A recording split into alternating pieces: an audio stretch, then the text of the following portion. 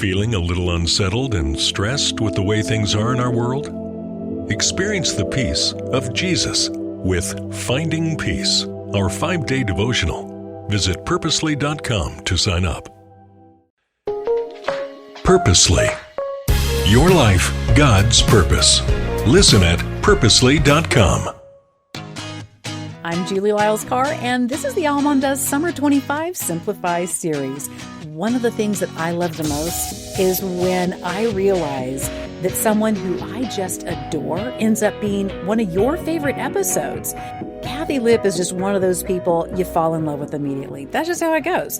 And she and I had this amazing conversation about how she believes we can create peaceful spaces in our very cluttered world. Kathy's really transparent about what it was like being raised in a home of origin in which there was a lot of clutter chaos, and what she realized over time that had done to her inner world, how she perceived things, what it did to her anxiety, all the rest. She's really intentional now, and she is so adept at teaching others about how to make sure that the spaces, the rhythms, the routines that we have, to make sure that those create peace for us. And so I'm so delighted to welcome Kathi back on the series for the AllMomDoes Summer 25 Simplify series. You are like a good old B12 shot in the right cheek. I mean, that is just how I think of you. I just come away, dopamine levels higher, everything. It's just amazing. Can I just tell you, I am of a certain age where I had to get my shingles shot. Oh, yeah. And my husband had to take me out for a treat afterwards. Yeah. Because that puppy is no joke. And I'm glad you're not of an age for it. But when you are, just know you're going to need that. And then we went right to the supermarket and I got one of those little mini cupcake. Well, I got a tray of them, let's be clear. But I got to eat one of those mini like birthday cupcakes in the car in the parking lot. Because ouch, that thing hurts. That seems right and fair that should be the follow-up. I think that's probably doctor prescribed if we really thought about it. Absolutely. Treats are important. Treats are very important. Mm-hmm. Well, it is a treat to be with you. See what I did there? I am I'm always in awe of the world that you have built for yourself, one predicated on your love for God and this beautiful place of creating places, literal physical places for community surrounding writing and rest and self-care and all of these things. What about you? What about your experience and your history drove you to a place that you became so passionate about creating these respites in the midst of daily life? What a crazy smart question. I love this so much. Well, you may know a little of my backstory, but some people don't, that my dad was a hoarder. And so there was always a lot of stuff around us. And by the way, I am not a minimalist. People will call me that. I'm like, no, that I'm a maximalist. I do love stuff, but I love stuff with purpose and with places. Like everything has to have a place, and it sounds way more organized than I'm actually am. But you know that, my day job is Clutter Free Academy, and we just talk about our stuff, which is really, the New Testament talks about our stuff a lot. It talks about it, stuff and money more than anything else. Yeah. And so I knew that Jesus knew this could be a trap for us. And so I didn't feel growing up that I could have people to my house. I didn't feel that I could have, there was never a place to sit without moving something. And I wanted that. I longed for that kind of place, but I didn't know how to do it. And so I've spent a lot of my adult life figuring out how to create these spaces that don't make people feel uncomfortable or feel uncared for or feel unloved. And I give a lot of credit to my mom. She really tried, but my dad was a force and, just a tornado. And so in my house, I like to have spaces. Now, when it comes to my little spaces, like my desk, again, maximalist, but you can come into my house and not feel awkward. It's not going to be too clean where you're like, oh, I can't even sit down. It's not going to be fussy, but it's also, you're not going to have to push aside piles to sit down and feel comfortable. And the stuff is part of that. The food is part of that. And the people are part of that.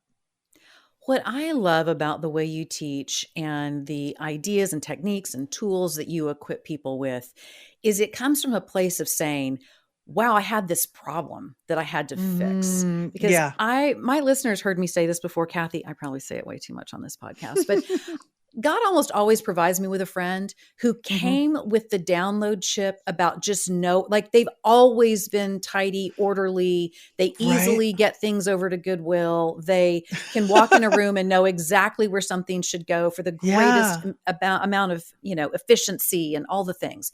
And, usually that friend lives, down the street from me. And I, on a weekly basis, have to walk in and go, why? Why does it always look like House Beautiful in here? And what is this doing to me down at the other house with 8 million people living in it and cast off animals and all the things? And so there's a beauty in learning from you because it didn't come naturally to you. This was hard gained stuff that you had to walk through. I have a friend who's been on the podcast before. She's amazing. She owns an estate sale business here in the Austin area. She always is equating stuff with our spirituality because she gets to be in the weeds and see what it's really like. Kathi, one of the things that I've thought about a lot recently, because I've been through now working through my in-laws' home when they passed, my mom and dad, my grandmother, like all the stuff of a generation that did a good job taking care of all their stuff and acquired a lot of stuff. Right. What are you hearing from your people, your audience who are coming to you going, oh, I was already struggling with my stuff, but now I got all this other stuff that I don't know what to do. And, people who were instilled with a value of good stewardship and taking care of things, how hard it can be to release. What are some things that you can say to that listener today who's like, oh my goodness, what do we do? Yes, absolutely. Well, first of all, I have to remind my audience that let's just say your parents, let's keep it simple. Your parents' stuff was not them. And a lot of people really struggle with, if I get rid of their things, I'm dishonoring them. And your parents who loved you dearly and hopefully were really healthy, your healthy parents did not want you to become burdened with their stuff.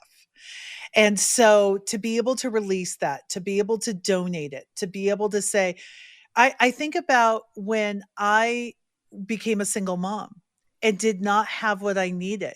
That 1970s crock pot would have been such a gift to me, instead of you taking it and having a backup crock pot for your backup crock pot. Nobody needs that, right? And so some of when we are emptying out a house, what we are doing is saying, hey, that person who is struggling, donating the food that was in the house, donating the furniture. For a lot of us, that was our starter. And maybe your kids want it, or maybe they don't. Maybe they say, you know what?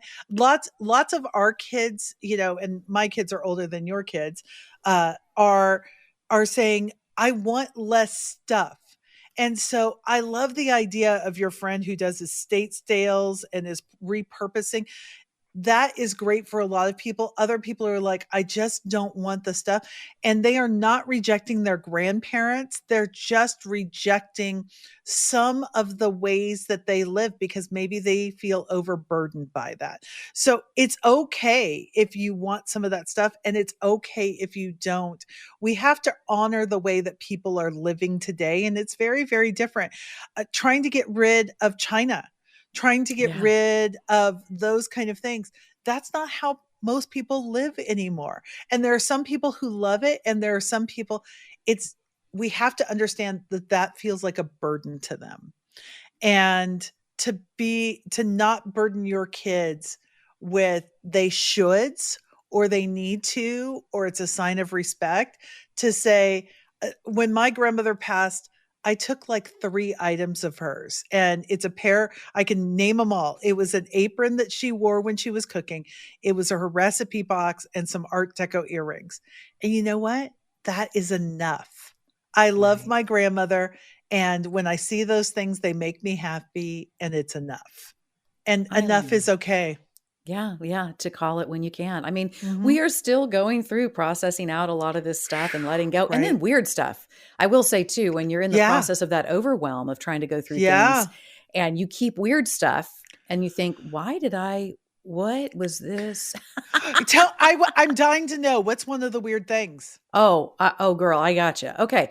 So I remember when my mother went to this store in Huntsville, Alabama, Hmm. and she got her a chignon. Now, this was what today is like the long, fake ponytail looking thing, Okay, but you could wrap I it. know she's not talking about hair.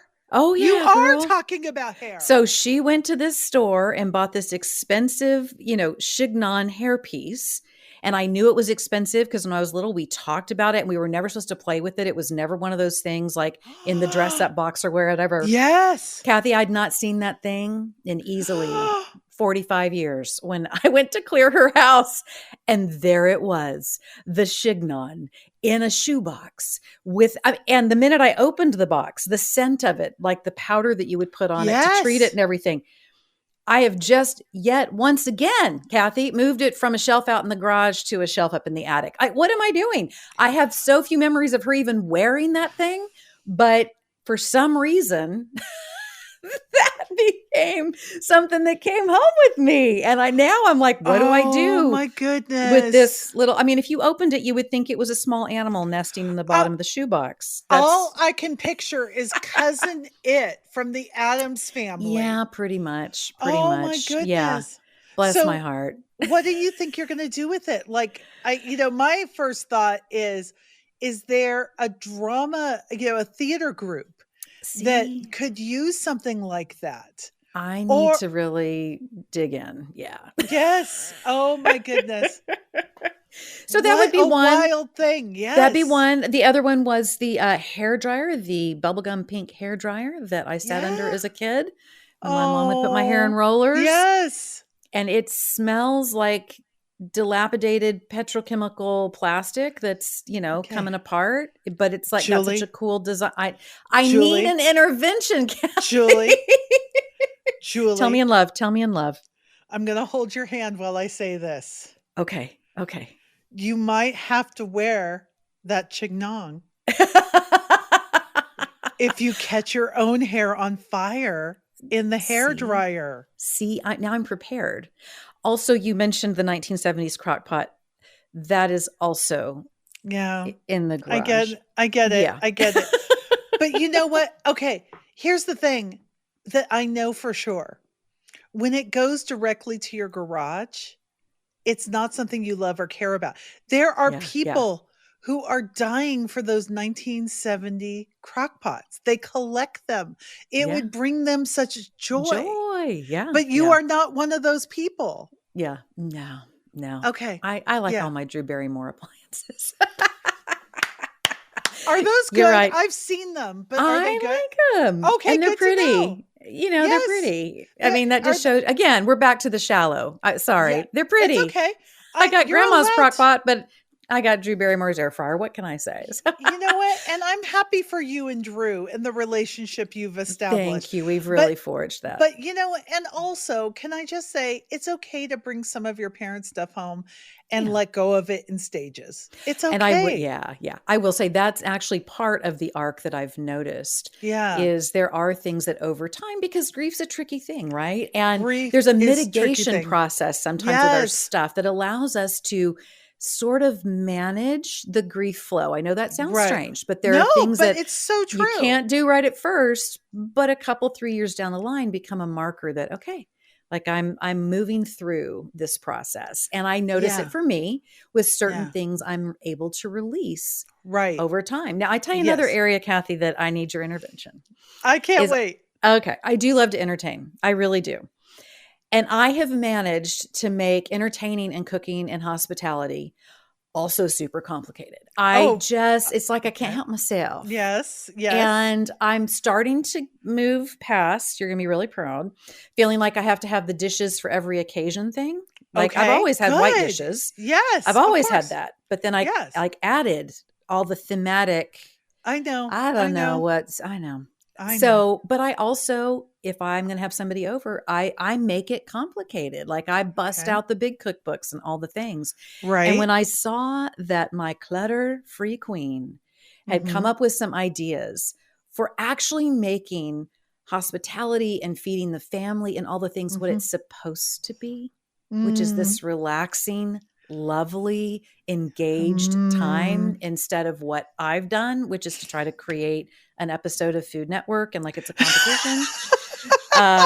I was so encouraged. I hadn't, we Oh, talk about hospitality being a spiritual gift. I had right. not realized how I was shooting myself in the spiritual foot Okay. by creating stress around what's supposed to be a beautiful gift to offer and making it Mm. really hard to engage. So, talk me through Yeah. why, as our clutter free queen, you Yeah. came up with this idea for going, hey, let's take a pause. Let's talk Yeah. about having soup on Sunday and just calming Yes. the heck down. So, talk to me about this. Okay. So, first of all, if you're a cluttery person, you love a good purchase, a guilt-free purchase. And I'm going to give you one in a second. And it's not a sneaky way to promote my book, I promise. This is other stuff that I feel like is a guilt-free purchase. But I I wanted to have Sabbath. I wanted to have a day off where I could rest, relax, hang out with God, hang out with my family, just be thankful for what I have. And so I worked really hard when my kids were at home to make sure that everybody had that. But, we can choose sometimes not to work on a Sunday. If you're a nurse, if you're a doctor, if you're a firefighter, thank you for working on Sunday. I really, really appreciate it. But, most of us get that choice. We can choose not to mow the lawn on Sunday. What we're not choosing, most of us, is to not eat on Sunday. Like these people still wanted to eat. And so I was still cooking up a storm on Sunday because I wanted it to be special, but I was exhausted. And Yeah. so finally I just said, I'm going to cook something on Friday or Saturday that we can pull out after church and keep it simple. And for me, that was soup. Because soup is magical. You cook it on Friday and it tastes better on Sunday. I do not know how soup does that, but like today, I am cooking my tomato gin soup for my friend who had surgery on Tuesday. I said, what can I make for you that's going to make you feel loved? And she goes, I want your tomato gin soup. And Julie, if your audience would like that recipe, I will be happy to shoot it over because I, it's so good. I had a soup like this in Arizona at the White Chocolate Cafe, and I'm like, I'm finding a way to recreate that, and I did. Yeah. So, uh, I cook that on Friday or Saturday, and then on Sunday we get home after church. I've either put that in a crock pot and it's waiting for us, or when I get home from church, I'm just going to pull the soup crock out of the fridge and put it directly on the burner, and that's what we're having for lunch. It's no effort. It is zero effort. I might have a baguette. I might make a bag salad, but I promise you that is as much effort as I'm going to go to. And I get to reclaim a few hours on Sunday. And then I Mm-hmm. started building out, I don't want to cook Sunday dinner either. And so I just decided Friday or Saturday, I'm making a lasagna or making chicken enchilada casserole or I'm making something that my whole family is going to like. Nobody's going to fuss over. It's done. And then so then I thought I'm building it out backwards. Saturday night, we usually like to have somebody over or we like to do something fun that night. And so that's kind of our big meat meal, like a roast chicken, a pot roast. And so if I did all of this on Friday or Saturday, did those 3 meals, and then I kind of repeated those meals on Monday, Tuesday, and Wednesday, I'm done with cooking for the week. Yeah, Cha-ching. Yeah. Yeah. Thursday, we're gonna have Trader Joe's is gonna cater us, Yeah. and Friday we're having some kind of pizza. And if you're in Aldi, most of us are either Trader Joe's or Aldi's. Like Right. I'm jealous of the Aldi's people, but I'm grateful that I'm a Trader Joe's person. And it just built out. It started with Sabbath and taking that one day off, and it built out to saying, I'm getting most of my cooking done for the week just at Right. that time. And it's such a gift. You know what I love about this principle is both the idea of taking truly a day, a Sabbath, to be that. There's a girl that I follow on TikTok who's Orthodox Jew, I know and it's Melinda. I love watching all the things about Shabbat and what Yes. she does. Yes. And it's been one of those things. I'm like, man, this is such a beautiful thing. And it also has struck me how intentional you have to be, whether you're celebrating Shabbat or you're taking a Sabbath time to lead up to that, which is part of the message I think that I didn't get as, Right. someone who was raised in a Christian home where we didn't do certain things on Sunday because our church didn't like us to, but it wasn't Right. the intentionality of I am going to set myself up for successful rest. Like I didn't get that message somehow. And in your messaging and watching this gal on TikTok, it is so fascinating to think, oh, part of the reason that I find myself stressed and spinning and all the things is because I, for some reason, think that the preparation for that is just getting everything done on my to-do list. It's not about what I would do for someone else. Like if somebody was coming to my house and they were stressed, I would have a bubble bath ready for them, and I would have the chocolates, and I would have the guest bed all made up. Like I know how to prepare to make someone else successful to distress. Yeah. I'm not so good at it for myself, which is what I love about the Kathi Lipp soup principle, because I feel like that's really the undergirding of this, all of that. Now, I think you have gorgeous recipes. The book is gorgeous. Guys, please go take a look at this gorgeous book, because you're going to be inspired both by the recipes and by what Kathi has to say in terms of wisdom. That's what I find so compelling underneath this is you're really teaching us how to create rest in a variety of ways through a vehicle of delicious soup. But I love how you reverse engineered it for yourself to realize what was up. That's amazing. Julie, if Melinda is the person that you watch on TikTok, if she's the one with the curly hair and the great glasses, she is part of the inspiration to this book. Okay. Because I just thought it was something weird I did, and I knew a little. I have a Jewish friend, so I know a little bit about their custom, but I thought this is something that so many of us need. Yeah. And that I grew up the same way. Sabbath, or Sunday was don't do this, don't do this, don't do this. If you do this, you're a bad Christian. And instead of looking at it as the gift that God said it was and saying, how do I experience this gift? And now not every Sunday is us spent at home, eating soup around the table. Some Sundays we're out doing something fun. Some Sundays we're driving to Tahoe and, hanging out. Some Sundays we're gardening because we want to do that, not because we have to do that. And to think about, when the Bible says Sabbath was made for man, not man for the Sabbath. Yeah. It's not, I wanted to reframe it for myself and for those I love as look at this gift. And I really saw that in a lot of the creators I follow on TikTok who are Jewish, who say, this is the best day of our week, because it's interrupting the rhythm. And when you go to somebody else's house and they run the bubble bath and they put out the chocolates and they fluff the bed, it's an interruption to your routine. And that's what I want Sabbath to be for us. It's a resetting. It's a gift. Kathi, you've tapped into something too that I think I have encountered from time to time, sometimes practiced. Lately, I really think I'm getting better at it, which is the principle of how we care for ourselves. And by that, what I mean is this.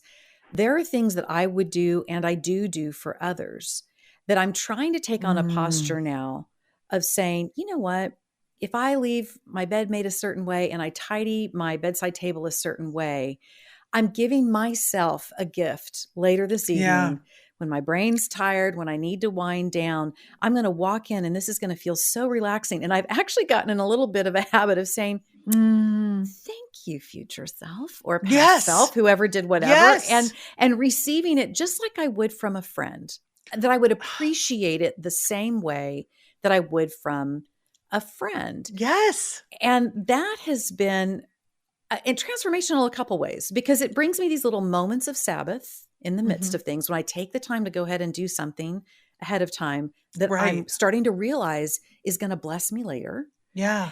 And it also makes me reflect, and I don't mean this in any kind of self-aggrandizing way, but I think for any of us out there who naturally feel like we're helpers and we love gift giving and all that kind of a thing, we can so often be waiting for someone to do that for us to feel loved, which of course I love it when someone loves me that way. But why not take care of myself in that way and appreciate that is the kind of person I am? And again, I don't mean it in a self-aggrandizing way. I just mean it's so like, I'm like, look at me.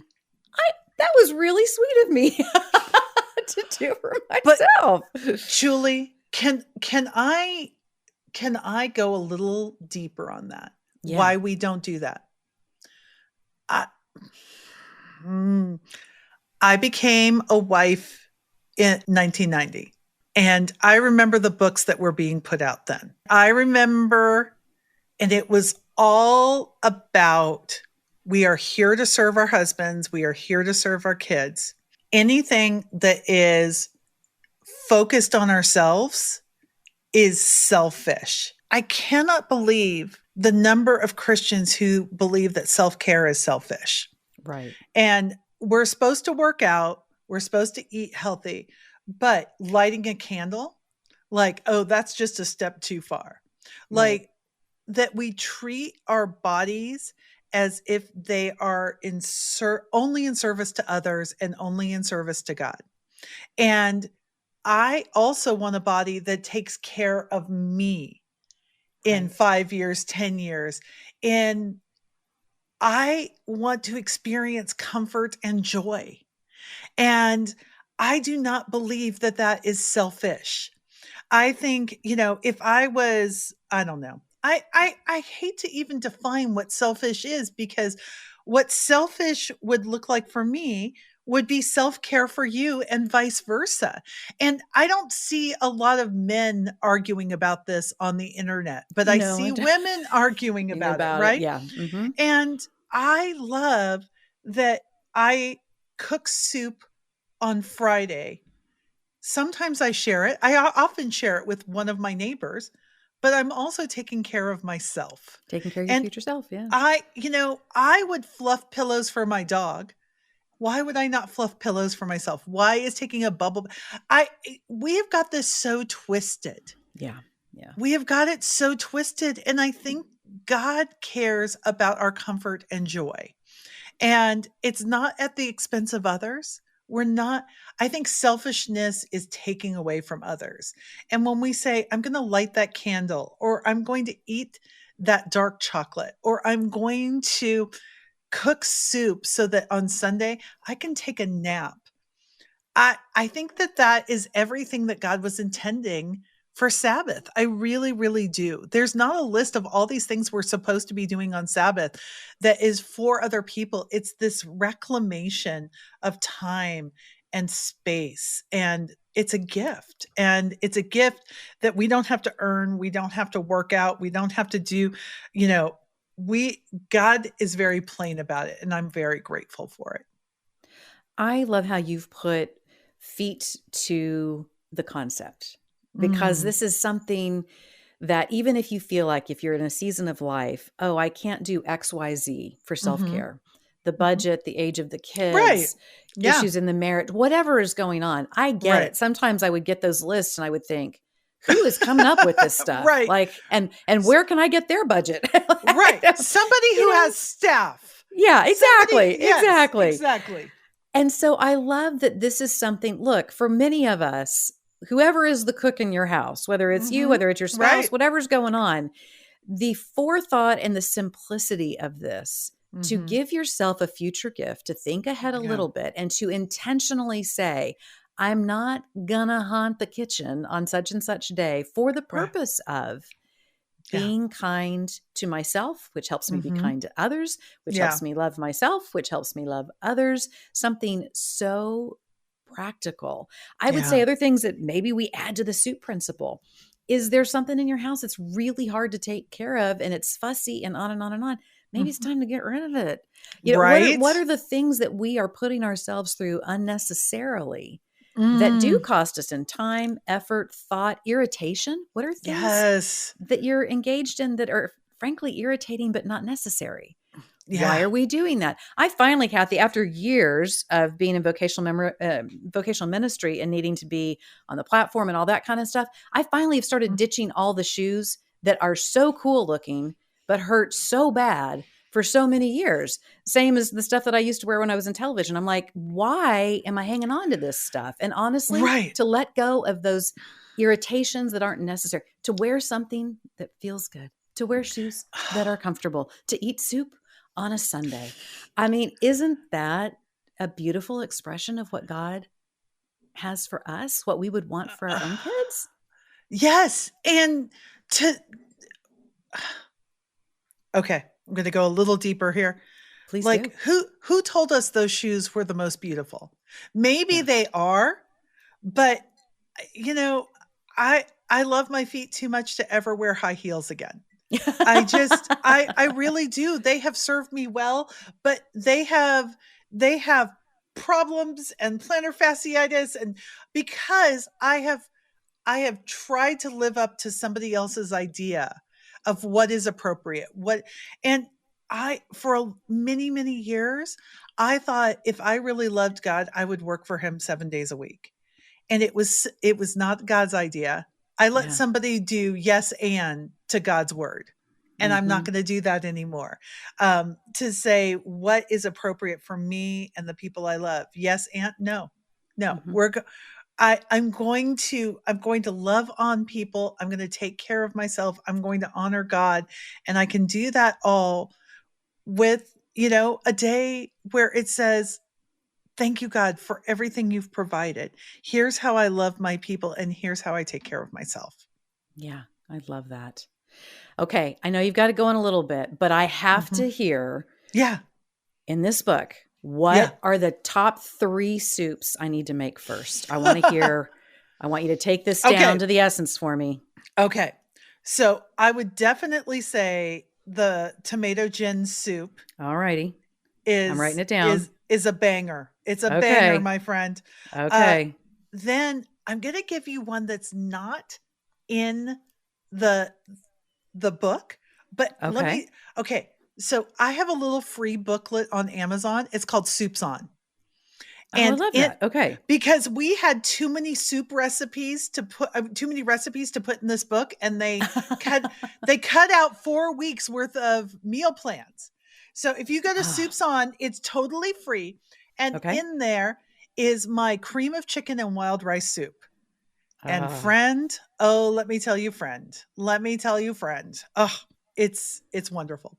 And then I also have a white in the book Sabbath soup, a white bean chicken chili. okay. Now, my straight up chili recipe it's classic. Somebody said, this is the best compliment I can give you. It's like Wendy's chili. And I'm like, okay, you assure me that's a compliment. And then I had Wendy's chili. I'm like, it's kind of Yeah. banging. Yeah. Yeah, it is. Okay. Absolutely. It's Yeah. bussin'. Okay. So, uh, the white bean chicken chili, amazing, but also just the straight up chili, you're going to Okay. love. And let me give you one of my favorite little hints for all this, taking care of your Yes. future self, because these are big, hearty soup recipes, right? And you might want I have soup Sunday afternoon and Tuesday, and sometimes we still have leftovers. There is a product called, oh, I told you I was going to tell you a couple of things.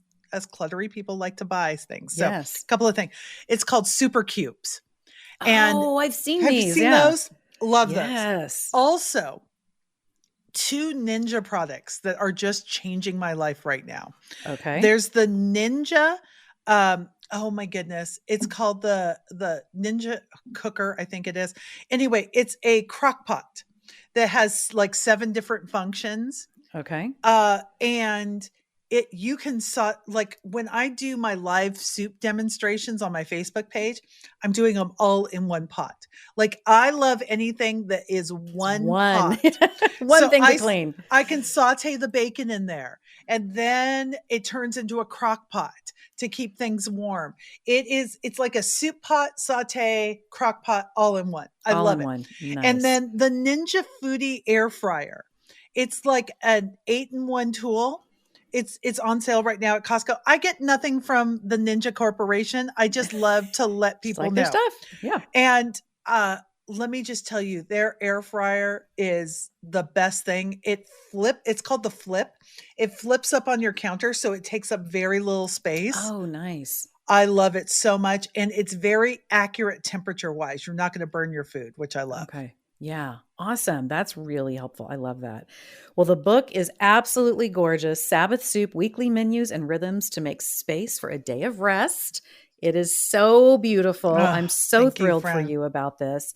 Where can the listener go? Now, we're going to have all this stuff in show notes, but I also want you to tell us where are the best places to find you and all the stuff when it comes to doing this. Okay. Sabbathsoup.com. You can get all that stuff there. It's available on Amazon. And right now Amazon is really cheap.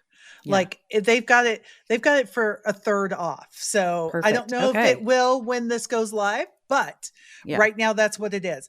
And, but you can find me anywhere, Kathi Lipp, Kathilipp on Instagram, Facebook. Come hang out with me. We love it. The last thing is we have a free decluttering group. If that is something you're struggling with, it's called Clutter Free Academy on Facebook. Come find us, answer the questions. We'll let you in. And we are the nicest people in the world. Friend, thank you so much for being part of our Summer 25 Simplify series, an entire series built on helping you find more peace and simplicity in these summer months so that you feel more equipped, more rested, more ready to go when the fall comes at us, because you know it's coming at us fast. And I want you to check out AllMomDoes, allmomdoes.com on the socials, all the places. You're going to find a community of women who are looking for the same things as you, a stronger relationship with God, an ability to find greater peace. I know that you're going to find great friendships there. Would you do this favor for me? Wherever you found this podcast episode, if it's spoken to you, would you grab the link and send it to a friend?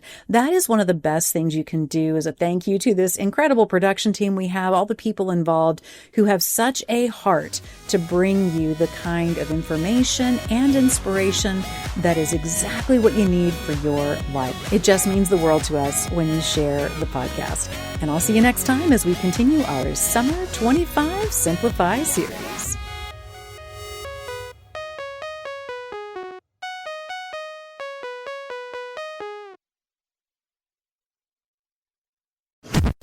Thanks for listening. We just wanted to take a minute to let you know that just like you and your family, Purposely is also part of a family, the Krista Family of Ministries. Krista helps kids and teens learn and grow in their faith at King Schools and Miracle Ranch Camp. And Krista shares Jesus with people in the poorest, most remote places through World Concern. Krista Senior Living is a community of love and care, and Krista Media is a place of hope on the radio. God is changing lives through these 5 ministries, and Krista is on mission to share the good news of Jesus. To learn more, visit Krista.org.